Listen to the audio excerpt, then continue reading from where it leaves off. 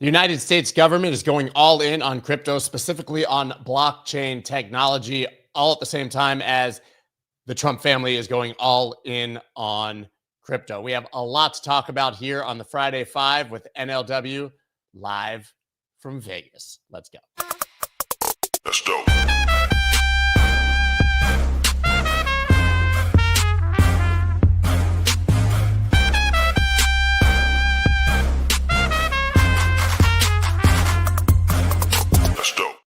What is up, everybody? Good morning and welcome to the Friday Five, your weekly dose of highlights from crypto and macro news. If you like this show, you should like the channel and also subscribe. And what I like is getting this guy up at 6 o'clock in the morning in Las Vegas. That's commitment. You could have just said, not this week. Nothing like the you accidentally having like the silent alarm going. You wake up 6:02. You're like, you know what? Let's look rock and roll. So here we are. You're like, it's fine, man. The good thing is that you actually are waking up and not waiting to do the show to go to sleep, because that's what I would have done in my 20s in Vegas. Oh my God, yeah. There's a big difference between every time I come to Vegas. There's a chasm between the way that I did Vegas the time before it. Yeah, now you just like catch a nice show and a dinner. I know how it is now. Yeah. Well, anyways, we should probably not talk about Vegas, which, by the way, is apparently completely dead and is an indication of a failing economy, but we won't go there.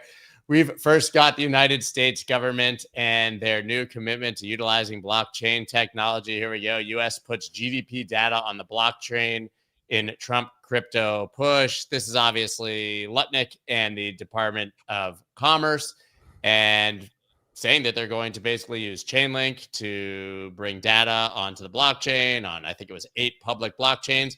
First, this was reported as a Chainlink story. Then Pith Network said they were involved, and then Coinbase said they were involved, and then they listed all these chains. What's going on here? How privileged are we that we can quibble about whether a story about the U.S. government adopting blockchain in some way actually matters at all? Because by and large, I think my response to this story, and I think lots of people's response to this story, was like, whatever, that's cute. It's like, this doesn't really seem to solve the issues of GDP and blah, blah, blah, blah. But then you like halt the brakes, you backpedal a little bit.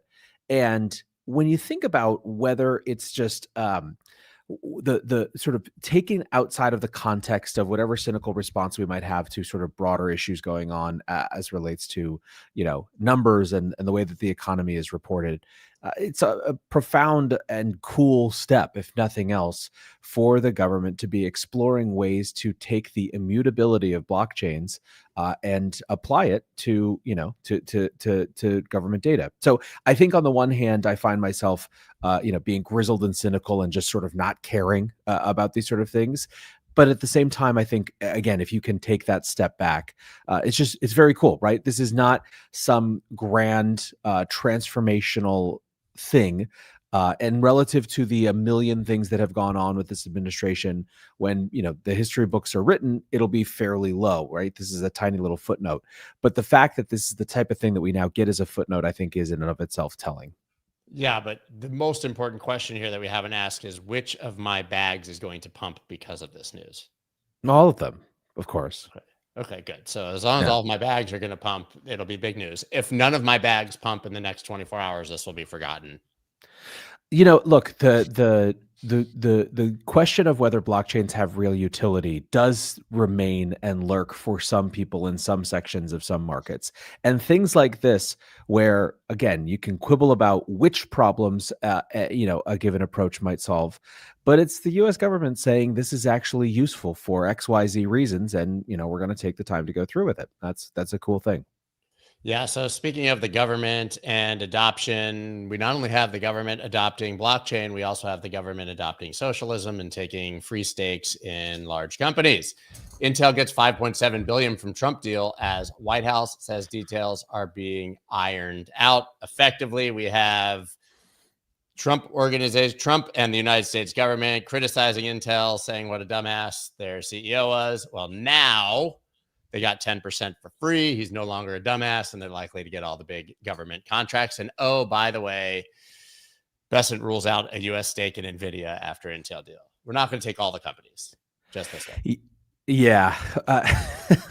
This one has been funny because you have, the second that someone tries to say, oh, well, there's specifics here that make it, maybe not as applicable to the slippery slope style arguments that you might think, then Trump comes out and is like, yeah, we want to do this for all the companies.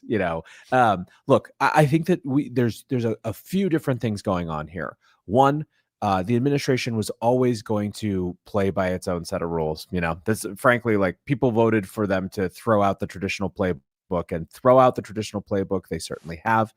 Two, there's clearly an interest. Like, Trump doesn't see the same separation between the business, private sector and the government sector when he's in the government sector, because his natural home is in the private sector. And I think that if you are being generous and not just sort of trying to paint a narrative of sort of the loss of independence of the private sector, I think that he often operates just like, it's all sort of the place that he's playing in, and he gets to play in all the spheres. It's not like some grand, I mean, at least I don't believe it, whatever, people can have different opinions about this, but I don't think there's some grand idea to make, the government is some socialist collective. I think that there are very meaningful questions around the way that private markets function. Very, very meaningful questions. And I am glad that people want to have that conversation. I think squawking and just throwing around whatever big word we think is likely to get us the most attention is unlikely to be the right path. I do think the fact that the senators who are lining up against this are sort of libertarians, and the senators who like it are Bernie Sanders, is an interesting reflection of what it means. But when push comes to shove, when it comes to this particular question, Intel specifically, there is a lot underneath here that is much more specific to Intel and to the chip industry and to semiconductor manufacturing than this would be if he was, I don't know, whatever, taking 10% of Mattel or Hasbro or something like that. Yeah, I mean, there's just so much to unpack here. I actually see both sides of this argument, to be quite frank. Like, I wasn't totally opposed to the idea of a sovereign wealth fund when they floated it, but I didn't know that it would necessarily be stakes in individual companies that would obviously influence the way that the United States picks winners. So it's very not free market, obviously, to do that.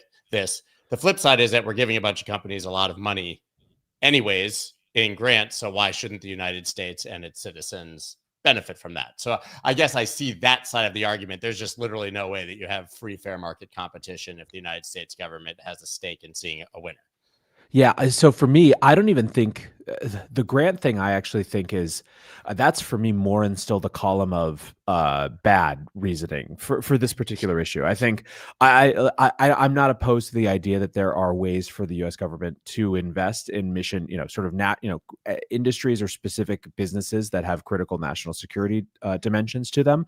I don't think that retroactively saying that because we gave you grants that we're supposed to be one thing, you get this other thing, like that strikes me as problematic. I was more in a vacuum there. If we're going to give you money in the future. Yeah, totally. No, there's no reason a priori that if a government, if the government decides that an industry is mission critical, to the proper functioning and national security of the country, that it shouldn't benefit in the upside, especially when there's such incredible wealth creation there.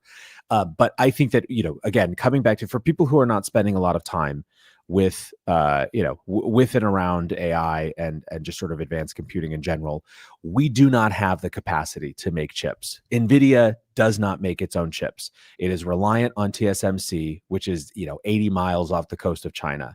And Intel is, for better or worse, the only company that even sort of has the capability to produce these things. You can't, if you let Intel fail right now, which would be completely reasonable, and it absolutely deserves to, basically without question, it's a terrible company, like just absolutely awful, has bungled and has been for a while. But it's not like the latest Y Combinator startup can just start a chip foundry and make it work in the next couple of years. So I think that there are, like, again, real very specific questions here that make it a little bit different than some other examples. But again, the man in the White House never makes things easy and clear by just saying that I want to take a stake in every company. This is fun. Yeah, I was trying to just play devil's advocate for the case of the show, and you shot me down anyways. But to be clear, where I Sorry. stand, bad. Any Yeah, comment? I saw I saw I saw your initial tweet. no, no, you're good. But other things I think are bad are this. Trump media firm raises $6.4 billion to invest in crypto.com's digital token. Deal includes purchase of Trump stock. There's so much here to unpack. This obviously crypto.com's token Kronos, which you may remember already was the topic of major controversy a few months ago because they'd apparently burnt a huge percentage of the supply a few years ago, which is what drove so much interest in the token. And then they said, just kidding. And they brought them back as a marketing budget, or at least proposed to. I don't know exactly what happened. But in a world where we're seeing the biggest institutions in crypto talking about $1 billion raises and $1.2 billion raises for Solana and Ethereum treasury companies slide way down the risk curve to a much lower market cap asset like Kronos, and Trump Media, not World Liberty Financial, Trump Media throwing $6.4 billion to buy this token. I'm going to go on record and say I think it's unlikely that they did major due diligence of the entire crypto market and were like, we need 6.4 billion in Kronos. That's the one. That's the coin man. We need a treasury in. Look, as someone who worked inside FTX and sat on my perch looking over at crypto.com, just waiting for like the clear mafia front or whatever the hell that company must actually be to fail, only to have it be my thing that was actually a fraud without realizing it. And then They've still got the on. arena, right? They've still got an arena, or at least they did recently. Just saying. Dude, I've still never met someone who actually uses crypto.com. It's been like 8 years or something like that in this industry. Look, I don't know. I think hold aside that, and apologies, crypto.com. I'm sure you're doing great stuff. I'm sorry. Look, you're great. This is this is obviously, man, like this is the type of thing that I think we are doing a lot of holding our nose and dealing with because it feels like the cost of doing business with this particular administration that is so clearly a net negative for everyone in this industry. Whatever. I think you can call it like you see it, and this is sort of the piece of the pie that we just wish wouldn't happen, but it is what it is. It's kind of all I can come back to. I don't know. I think everything that you said is correct. Like the difference in scale just seems absurd. We are writing all of the Democrats' midterm campaigns for them. But then again, maybe it's going to be a losing strategy once more to attack crypto because it's such an abstract, impersonal issue. So maybe it's a 5D chess move.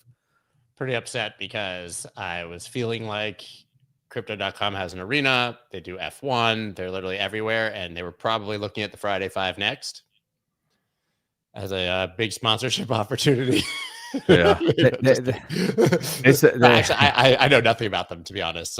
Yeah. Matt Damon is Matt Damon. That's right. That was crypto.com with the boats and stuff. It was. Yep. Yeah, you were there for the Larry, what's his face, the Curb Your Enthusiasm era of FTX. That was the man. Look back at that one Super Bowl and where we were at in crypto, man.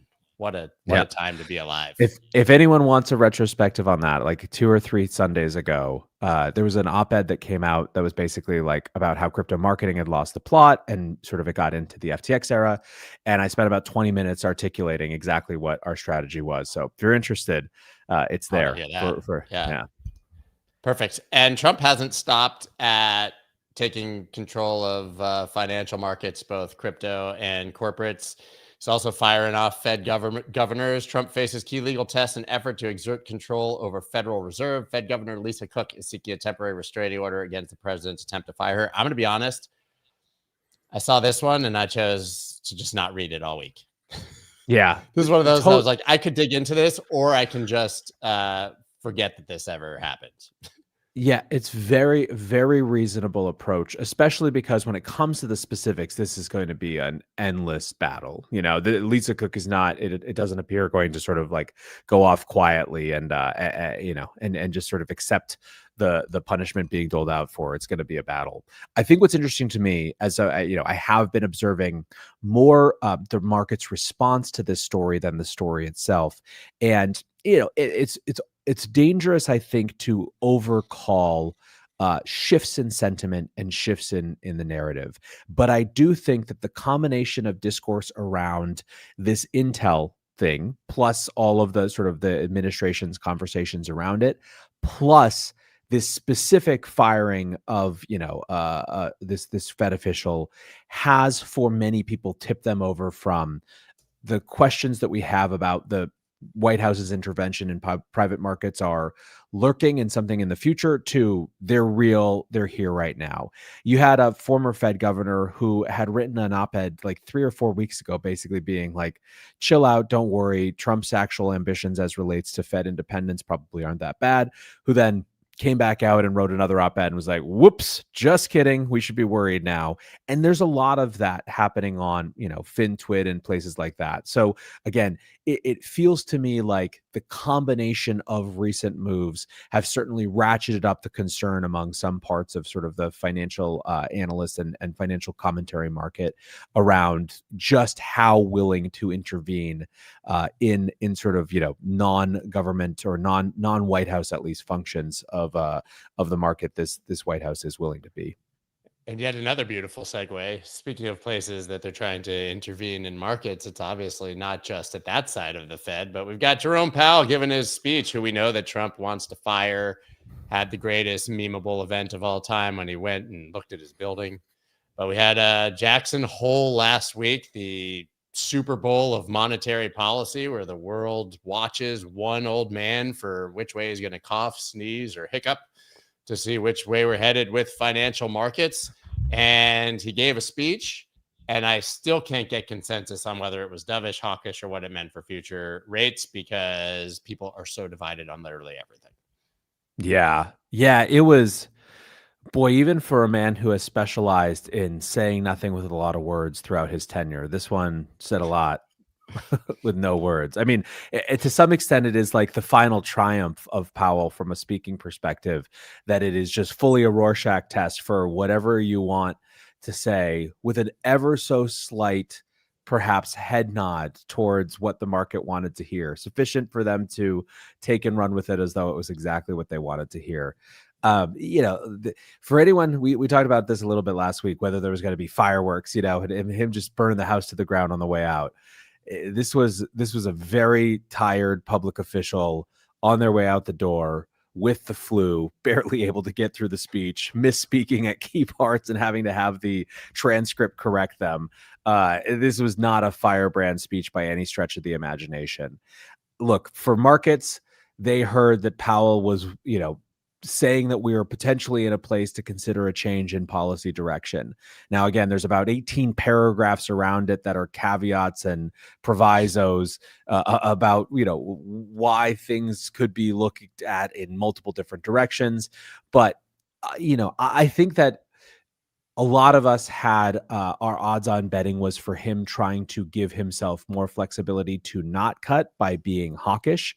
And so the fact that the fact that there was an absence of that, I think, was the signal that the markets took and ran with. But yeah, as someone, I literally had earlier in the week done a retrospective of each of his previous Jackson Hole speeches, and this one, for my money, was the one that was the least clear on what the hell he was actually trying to say and get to. This has stayed consistent for his final speech. It's perfectly in character. You got to give him credit. I mean, meanwhile, by the way, core inflation rose to 2.9% in July, highest since February. This just came out for those who were waiting at 8:30 this morning. This is PCE, personal consumption expenditure, basically slightly up since June, but in line. So we're not seeing markets probably get rocked by this because it's somewhat what was expected. But this is the Fed's favored inflation gauge for their rate decision. So it'll be interesting to see throughout the day how people interpret the likelihood that we now get rate cuts or don't based on this. Yep. Yeah. I think it's very clear that the market has a ton of anxiety right now. And, It has for I mean, really since the rate hiking cycle started, had this lurking fear that even when things are nominally on paper going well in aggregate, that it's too house of cardsy for their liking. And you see this manifest every time AI anything wobbles. This week, in fact, probably the most interesting signal for people who are trying to get a sense of where the market's attitudes really are is that the Nvidia earnings report has become the new Rorschach test, the new version of the Fed, Fed announcements. And Nvidia was up 56% year over year, but it still fell, 5% in immediate aftermarket trading because of the guidance that it wasn't going to continue to grow 200% annually like it had before. And it's clear that we're in sort of the very late cycle, low liquidity environment. People really aren't, as much as they tried to interpret Powell's speech as dovish, super convicted in how dovish he was. It's really wait and see. The markets really want rate cuts. There's all these things that make them want to believe that that's what they're going to get. And of course, there's the background thing behind it, which is like, are those really the solve to all of our problems anyways? So, I think that we're just going to be living in a period of sort of heightened anxiety, I think, in markets until at the very least the September Fed meeting. And I don't really see a way around it. Yeah, fall's going to be fun. So moving on, we got U.S. banks lobby to block stablecoin interest over fears of deposit flight. This is really interesting, actually, because when the Genius Act was being discussed, this was the main point of contention between the industry and the government. The crypto industry saying we want yield on stablecoins. That was where legislators basically drew the line, even those who were likely the most favorable for stablecoin legislation. Apparently, there are a whole bunch of loopholes in the legislation that allows people to earn yield on stable coins anyways. And now the banks are freaking out because they know that if you can earn a yield on a stable coin you hold in your own wallet that's better than the non-interest rate you get from a bank who you have to trust, then they might absolutely be screwed. We saw the first iterations of this actually a few weeks ago when Citadel came out and said, hey, you guys need to slow your roll on this Genius Act stuff. But now you have the biggest bank lobbies in the world freaking out because stable coins could end them. Bro, the banks are such whiners. I mean, we knew this, but good Lord, like they cry more petulantly than any industry. It's like, sorry, guess what? You've got competition here. You don't have a regulatory moat in the same way you used to. There are new products that are competing for people's attention. Go build stuff, man. Do you know how slow people change? The idea that the banks are going to, sit there and just spend the next couple years, screaming and hollering about what crypto native institutions can and can't do, as opposed to just build updated products. Consumers are not en masse going out surveying where they're going to get the best yield for their, copious deposits that aren't being used day to day to make them survive. Yeah. Nerd wallet. It's at best a tiny fraction of them go to Nerd Wallet. Most of them, are like, it's just such a whatever. I mean, obviously I'm biased towards a more entrepreneurial kind of, build it kind of mindset, which I think a lot of people who are in crypto find themselves in, even if they're not necessarily coming from tech. It's an industry that has attracted people who are, focused on competition and like free markets and all these sort of things. So I think it's particularly galling to see banks try to exert this this sort of playbook to keep their position. But it's very clear. I think this is whatever. Look, my theory on this, or my belief on this, is that whatever victories the banks can win, and they will win some in the short term for sure. I mean, even the fact that the Genius Act was written as it was, they are going to survive or not based on how they compete with changing times. And all you need to do is look at the banks who are getting right on board with this. And instead of spending a bunch of time on these types of efforts, are instead lining up partners and trying to figure out how they get a piece of the action. But there are really meaningful questions here and a lot of battles to be had, because part of the thing that happened with the Genius Act was that we just simply kicked the can down the road on a lot of the amendments that people wanted to put. So there was an amendment debate. Basically, it all moved to the Market Structure Act. So there are these big unresolved questions that are going to change the nature of that particular fight. And so I think a lot of what you're seeing is not just scuttlebutt around the specific implementation of the Genius Act and the potential loopholes therein, but also sort of a proxy for the larger battles coming as Congress comes back into session around the market structure bill, which is sort of now the recipient of all of these conversations that didn't get finished when it came to the Genius Act. So I know we're kind of hitting our normal time. We have a few stories left. We'll cook through them. Google Cloud is developing its own blockchain for payments currently in private testnet. This is wild. We saw the Circle announcement recently, and Stripe had an announcement recently. Taking a little bit off the shine of your favorite token is going to go up because institutions are going to adopt that network for what they're building. Yeah.